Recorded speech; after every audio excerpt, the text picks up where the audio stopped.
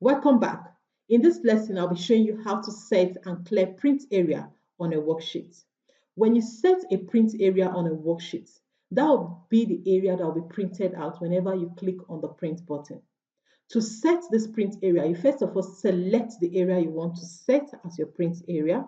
Select this area of my worksheet, okay, from this point. After you selected, you go to your page layout tab. Under the page setup, click on the drop down arrow on the print area option, right? Then you select the set print area.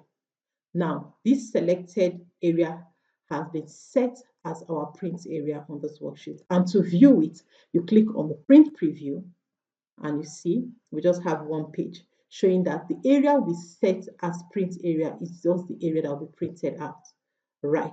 How do you now clear? Let's go back to the worksheet. How do you now clear the print area that has been set on this worksheet?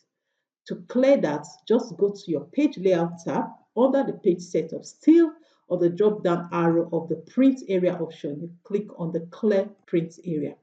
Now to have a view of the effect of this, you just click on the print preview and notice we have 3 pages, meaning that we've cleared the print area we've initially set on this worksheet.